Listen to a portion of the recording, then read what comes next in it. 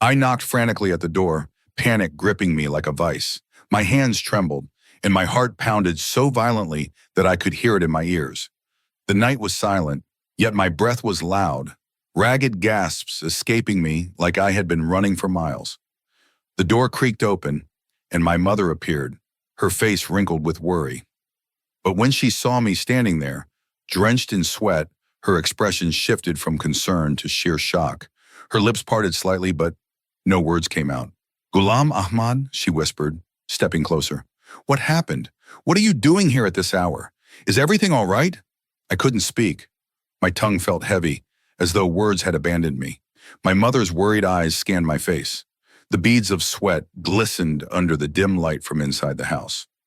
My chest rose and fell rapidly, struggling to contain the whirlwind of fear inside me. She stepped aside, allowing me in. I didn't wait for another word. I darted past her, my feet barely touching the floor, and rushed straight to my room. My mother followed, her slippers scuffing against the wooden floor. "What is it?" she pressed. "Why are you so scared? What have you done?" Her words cut through me like a blade. I couldn't take it anymore. The weight of the night's events crushed my soul. My legs gave out, and I collapsed at her feet, burying my face in her lap. "Mom," I sobbed, my body shaking violently. "I didn't want this to happen. I swear I didn't. I don't know what came over me." She placed a trembling hand on my head, but I could feel her hesitation. A mother knows when her child has done something terribly wrong. Her fingers, usually warm and reassuring, were cold. "Forgive me," I pleaded, gasping for breath. "But it wasn't my fault. She came to me. She did." "But—" I stopped. My throat clenched shut. I couldn't say more. I couldn't explain, even if I wanted to. My mother's hands dropped to her sides. She stood up slowly, stepping away from me. "What have you done, Ahmad?" she asked again, her voice almost a whisper now. "You were supposed to be at your aunt's house. What happened there?" I couldn't answer. I just shook my head, unable to meet her eyes. "I need to rest, Mom," I muttered. "Please. I can't talk about it right now."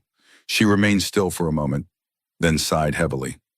"Fine," she said. "We'll talk in the morning." She turned and left, closing the door behind her.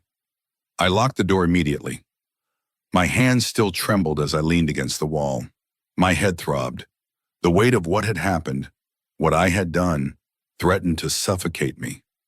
Morning arrived with an eerie silence. The world outside felt still, yet the air inside my chest was turbulent. I sat up in bed, staring blankly at the wall.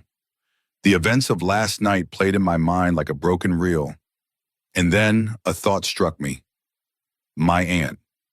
Any moment now she could call my mother. And if she did, if she told her everything, I clenched my fists. She wouldn't believe me. My mother wouldn't believe a single word I said, because I was a man, and men were always guilty in situations like these. She would think I was just like the rest, that it was in my nature. All my kindness, my good deeds, my clean conscience, none of it would matter.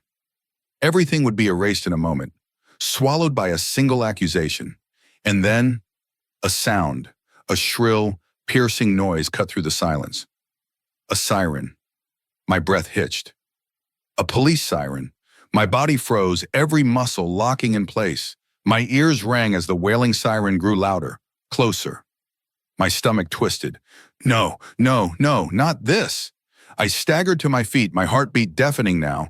Then a knock, loud, forceful, at the door. I gasped, backing away from my bedroom door, as if whoever was outside could see me through it. No, this couldn't be happening. I rushed to the window, peering out cautiously. A police car, parked outside our house. My knees nearly gave out. My mother was already heading toward the door. "Mom, don't!" I cried, running after her. She turned, startled. "What's wrong with you?" she demanded. "Why are you acting like this?" I could barely speak. My hands shook uncontrollably. "Mom," I whispered hoarsely, my voice barely escaping my throat. Don't open the door. Please don't let them in. The knocking grew more urgent. What is happening? She asked, her face pale now. Why are you sweating so much? Who are they? Tears burned in my eyes. It's the police, I choked out. They're here for me. My aunt, she sent them. Mom, you have to save me. I swear I didn't do anything. It was Aram's fault. The knocking turned into pounding. A mother's love is strong. It shields. It protects. But even she hesitated now. Ahmad, she said cautiously, what are you saying? What have you done? I shook my head frantically. Nothing, I cried. I did nothing. Then why is the police here? I couldn't answer. Another bang at the door. I need to see who it is, she said, moving past me. No! I grabbed her wrist. Please don't! But she pulled away. My mother was many things, caring, patient, understanding. But she was also a woman who needed answers, and she would get them. I couldn't stop her. I stumbled back as she reached for the door handle, and then she opened it. I couldn't watch. I turned and bolted back to my room, slamming the door behind me, locking it. My breath came in gasps. I pressed my back against the cold wooden door, my legs weak, my body drenched in sweat. Outside, I could hear voices. Deep, stern, the police. I strained to listen, but I couldn't make out what they were saying. Then, a knock, on my door. My heart stopped, my mother's voice. Ahmad, she said softly, come out. No, no, no, no. The police want to speak with you. A shiver ran down my spine. This was it, the moment I had feared the most. I thought maybe I could escape it. Maybe somehow I could fix this before it reached this point. But it was too late now. There was no escape, no second chances, no salvation. Everything was about to come crashing down, and my life would never be the same again. I was lost in my own thoughts when my mother's voice pulled me back to reality. Open the door, she called out. My hands trembled as I reached for the handle. Taking a deep breath, I turned the knob and slowly opened the door. Standing before me were two police officers. My heart nearly stopped. My face turned pale as I glanced at my mother, searching for answers. She seemed calm, but her voice was firm as she spoke. They're asking about a neighbor, she explained. I don't know who they're looking for, but maybe you do. If you do, just tell them. The breath I had been holding finally released, and I took a deep sigh of relief. My panic began to fade, and I tried to regain my composure. After a few moments, I turned to the officers. Who are you looking for? I asked hesitantly. They provided a name and an address. I quickly gave them directions and watched as they left. The moment the door shut behind them, I turned to my mother. Mom, I said, my voice barely above a whisper, I want to tell you something. A truth that I don't know if you will believe or not. She frowned, concern growing in her eyes. What is it? I've been watching you since last night. You've been acting strange. A heavy weight settled on my chest. I knew there was a chance she wouldn't believe me, but I had to say it. I had to tell someone before this guilt consumed me. Mom, Aram tried to trap me in front of my aunt, I admitted, my voice trembling. She narrowed her eyes. What do you mean? She's young, beautiful. I lost control. I didn't realize what I was doing. And then, I hesitated, unable to finish my sentence. It was Sunday morning. My mother had been trying to wake me up for hours. College was out for the holidays, and every year during this time, I would visit my aunt's house. Ghulam Ahmad, wake up! It's morning already. If you leave early, you'll reach your aunt's house by nightfall, my mother urged. Mom, let me sleep. Even if I leave in the afternoon, I'll still reach there in time, I mumbled, turning over in bed. Just go now, son. It will ease my worries. Besides, this time you're traveling alone, she said. Mom, you're acting like I'm a little kid who'll get lost on the way, I said, teasing her. She smiled, running her fingers through my hair before kissing my forehead. To me, you'll always be my little Ahmad. Your aunt and I used to carry you around everywhere. I opened my eyes slightly, watching her with a mix of fondness and frustration. With a sigh, I sat up. I loved my aunt dearly. She was my only maternal aunt, and I had a deep bond with her. Since she didn't have a son, she showered me with all the love in the world. She had only one daughter. My aunt lived far away, which is why we could only visit her once a year. I got ready and left as soon as possible, catching the first bus to my aunt's city. However, for some strange reason, an unsettling feeling gripped me. My heart felt uneasy, as if something was about to go terribly wrong. Then in the distance, I heard the call to prayer. It calmed me, and I took the opportunity to stop and offer my prayers during the journey. Prayer and the Quran were a significant part of my life, a source of peace. After praying, I felt a bit better and dozed off in the bus. The next time I opened my eyes, I had already arrived at my aunt's city. My arrival at her house was met with warmth and love.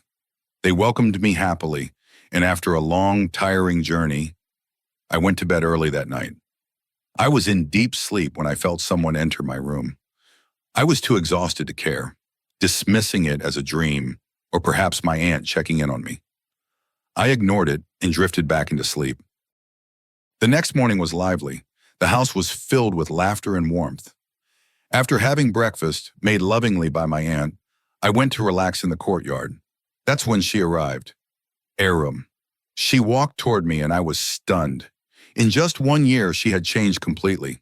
She had grown into a young woman, her presence commanding attention. I found myself staring at her, unable to look away.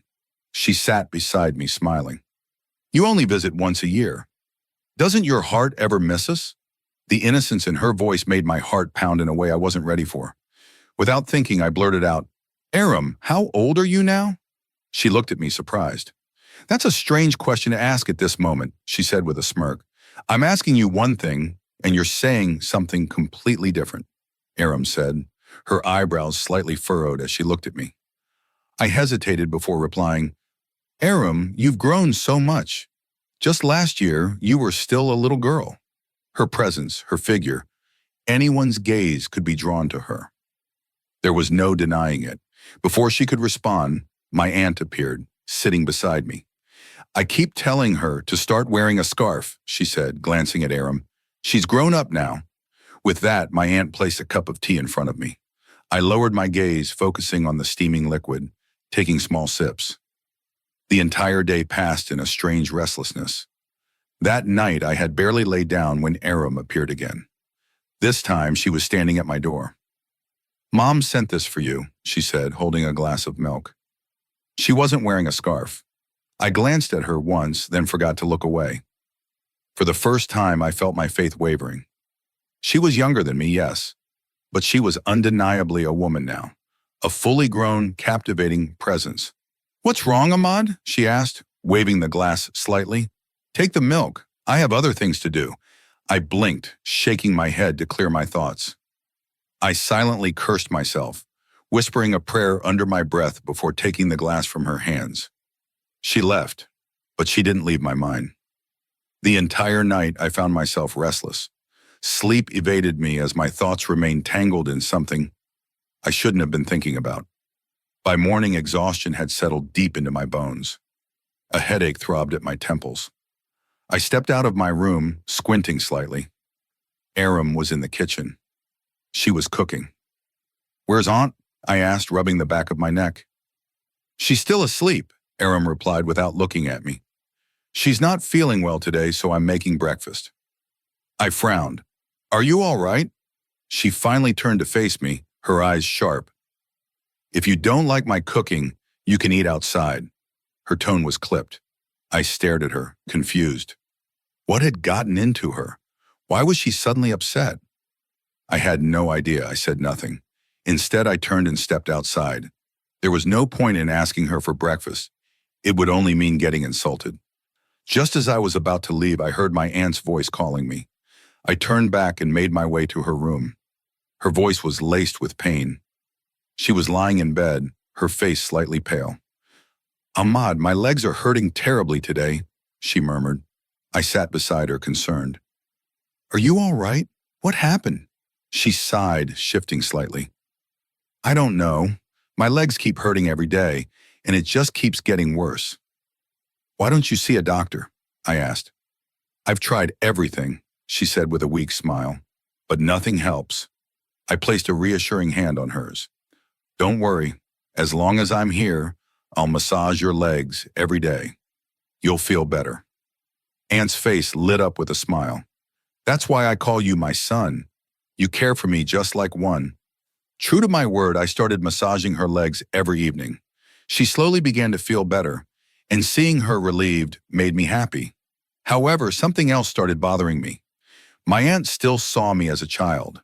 She would ask for a massage every night, not realizing that I was no longer the little boy she used to carry around. I was growing up. One evening, as I massaged her legs, she started talking. Aram has grown up now, she said thoughtfully. I'm thinking of getting her married. I paused for a second. Isn't it too soon? Aunt sighed. Ahmad, when daughters grow up, the world notices before the parents do. I said nothing. The neighbors have started asking, she continued. They keep saying, when will you get your daughter married? What am I supposed to tell them? She exhaled slowly. Her figure makes her look older than she really is. I've told her so many times, take care of yourself now. After marriage, no one gets the time. But does she listen? No. She just laughs and says, these days boys prefer girls like me. A deep sense of shame washed over me at my aunt's words.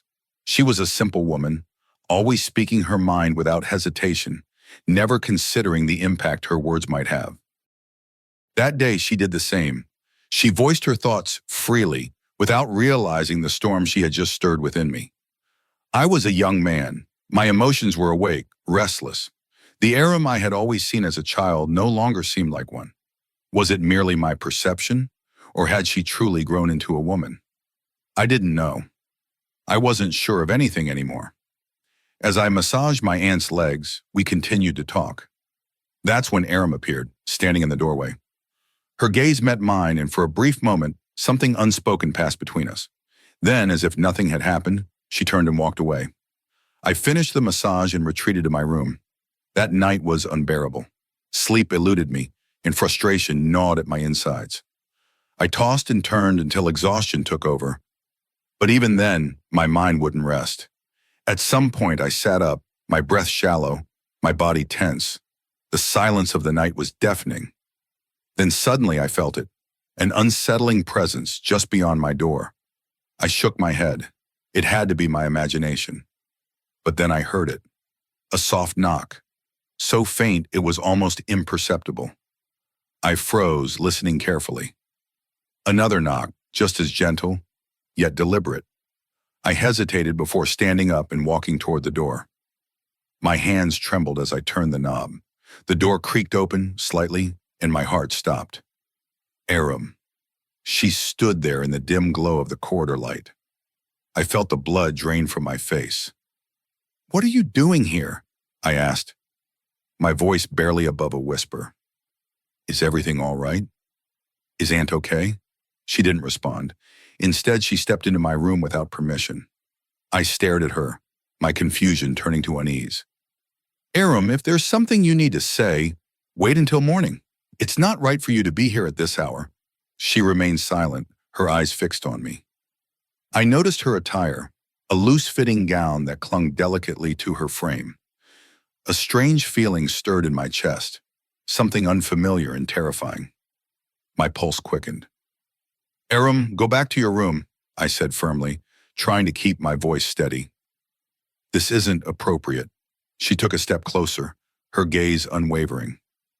Massage my shoulders, Ahmad, she murmured, her voice low and deliberate. I flinched, shocked by her words. What? I asked, unsure if I had heard her correctly. She sighed as if I was being difficult. It's just a massage. My body is sore from all the work today. Her tone, her posture, everything about her felt different. I struggled to find the right words. This isn't possible, I managed to say. Aram, you shouldn't be here. If Aunt finds out, it'll create trouble for both of us. Please, go back. She didn't move. Instead, she took another step forward, her eyes locked onto mine. Why are you acting like this? She asked, tilting her head slightly. It's just you and me. No one else has to know. I inhaled sharply, stepping back. Aram, you're not a child anymore. And I'm not a fool. This isn't right. Go before you regret this. But she didn't listen. In a swift motion, she let the gown slip from her shoulders, revealing far more than I ever wanted to see. I gasped, stepping back, horrified. "What are you doing?" I demanded, my voice laced with panic. She smiled faintly. "What's wrong, Ahmad?" she asked, her tone teasing, almost playful. "You've been staring at me all day. Don't pretend you haven't noticed." My hands clenched into fists. "Put your gown back on," I said, my voice firm. "This is wrong. Your mother is right. You should get married. This isn't how things should be." She took another step forward.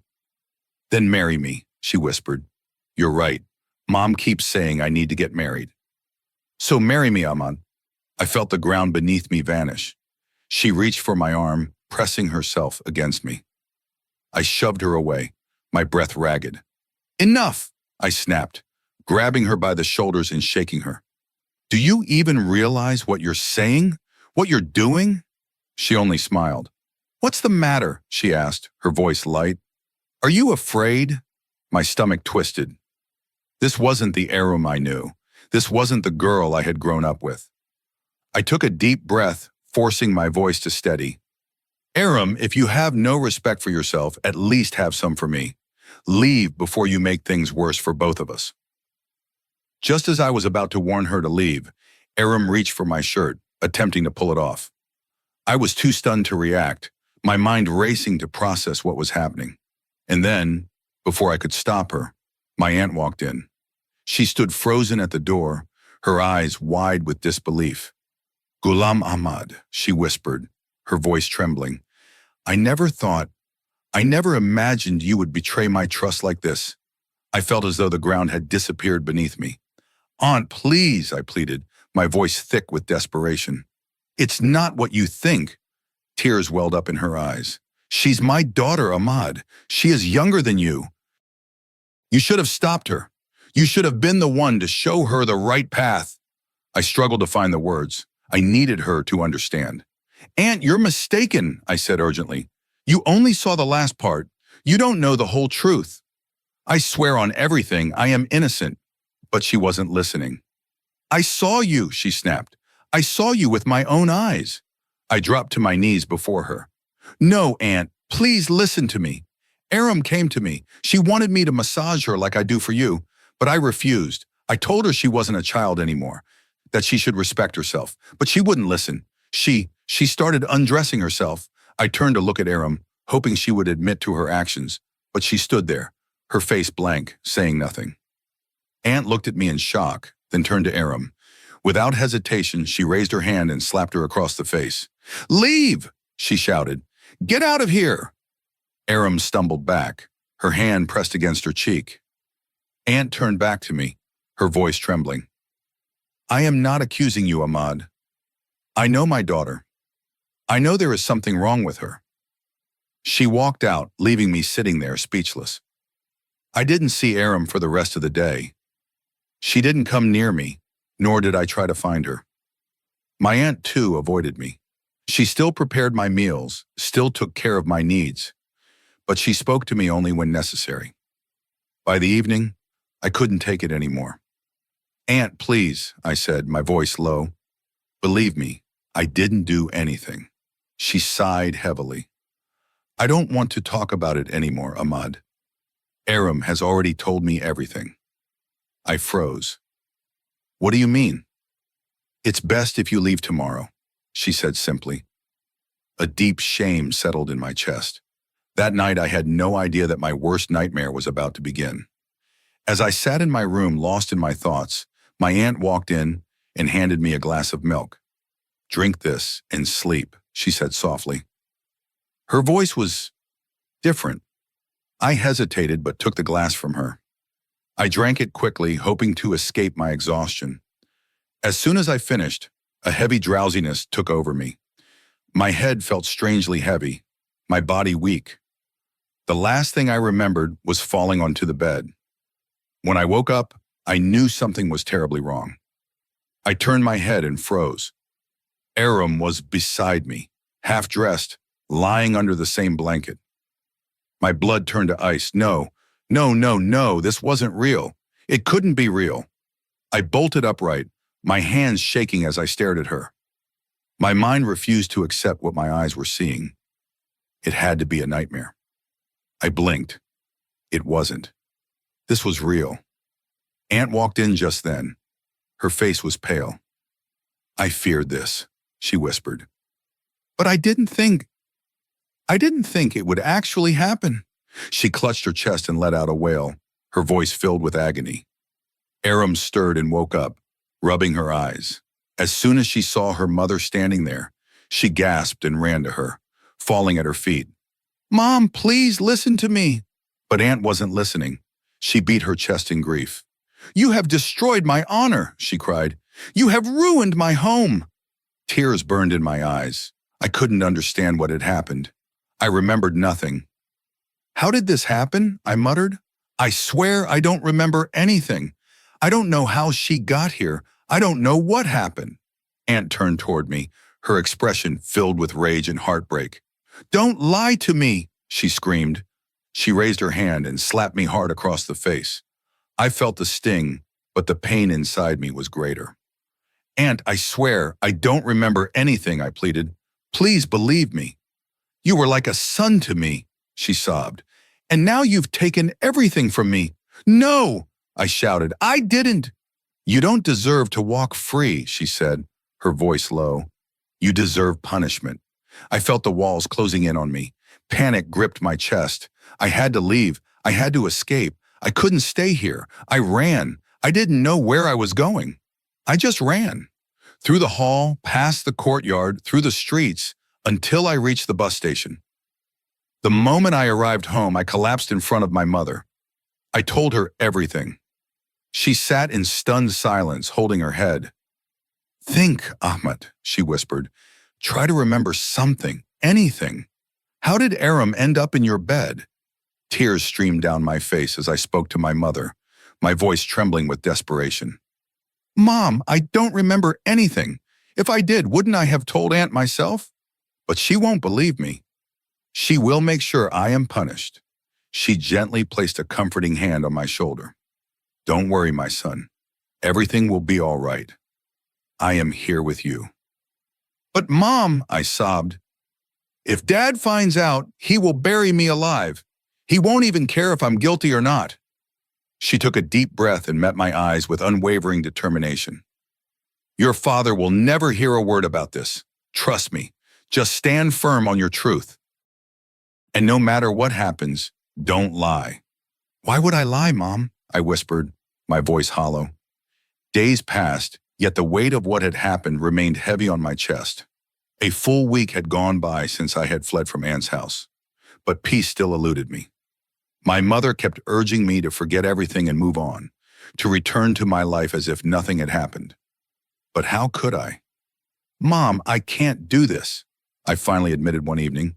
Why don't you just go and ask Aunt for Aram's hand in marriage? Maybe that's the only way I'll find peace. Her face stiffened with shock. Ahmad, if I ask for Aram's hand, your aunt will take it as a confirmation of your guilt. It will solidify her doubts against you. I know, I admitted, but what other choice do I have? She treated me like her own son. I know Aram must have planned this somehow, but Aunt will never see the truth. But one thing I know for sure, Aunt will not refuse. And so I sent my mother to Aunt's house with a marriage proposal. What happened next was beyond my imagination. Aunt agreed. I should have been surprised, but deep down, I had expected this. Still, my mother's silence on her return unsettled me. Mom, what's wrong? I asked, watching her pale expression. Why have you been so quiet since you came back? She sighed, her lips quivering. I can't believe my own sister could do this to me. I frowned. What do you mean? Ahmad, she whispered, shaking her head. Your aunt wanted to give you Aram's hand in marriage from the beginning, but she wasn't sure if I would accept. So she set you up. She created a trap to ensure that you had no other option but to marry Aram. My stomach twisted into knots. I had suspected something all along, but hearing it confirmed by my own mother felt like a fresh wound being torn open.